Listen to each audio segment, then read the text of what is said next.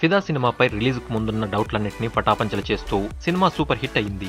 ఈ సినిమా తీసిన producer, director, ఇందులో నటించిన హీరో అందరినీ డామినేట్ చేస్తూ మొత్తం పేరు తన ఖాతాలో వేసుకుంది సాయి పల్లవి.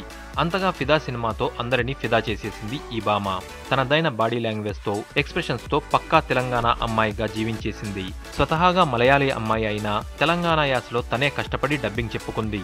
ఫిదా అంటే భానుమతి, భానుమతి అంటే ఫిదా అనేంతగా ఆ క్యారెక్టర్ చేసింది సాయి పల్లవి. పల్లవి జస్ట్ అందంగా ఉంటుంది. ముఖంపై ఉన్న పింపుల్స్ కూడా ఆమె అందాన్ని రెట్టింపు చేస్తాయి. పైగా మంచి స్మైలీ ఫేస్ తో మన పక్కింటి అమ్మాయిలాగా కనిపిస్తుంది. తను ఏ సీన్ కైనా యాక్ట్ చేయదు, జస్ట్ నేచురల్ గా బిహేవ్ చేస్తుంది అంతే. ఆమెలో అద్భుతమైన ప్రతిభ దాగుంది.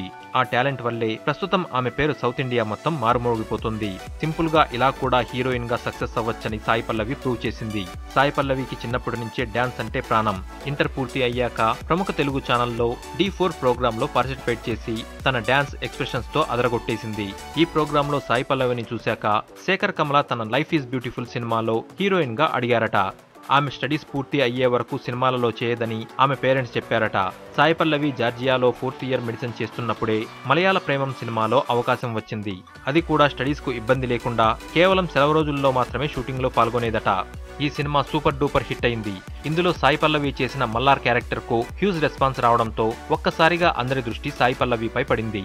వెంటనే శేఖర్ కమల తన ఫిదా సినిమాలో హీరోయిన్ ఛాన్స్ ఇచ్చేశాడు. ఫిదా షూటింగ్ సంవత్సరం పాటు జరిగింది. పల్లవి అప్పటి వరకు ఏ సినిమాకు కమిట్మెంట్ ఇవ్వకుండా డెడికేషన్ తో భానుమతి క్యారెక్టర్ లో పూర్తిగా లీనమై చేసిందని ఆమె గురించి చాలా గొప్పగా చెప్పాడు శేఖర్ కమల. తాజాగా నాని హీరోగా దిల్ రాజు నిర్మాణంలో వస్తున్న MCA సినిమాలో కూడా అవకాశం దక్కించుకుంది. సుధీర్ వర్మ దర్శకత్వంలో శర్వానంద్ హీరోగా వస్తున్న సినిమాలో కూడా ఈ బ్యూటీ ఫైనల్ అయినట్టు టాక్.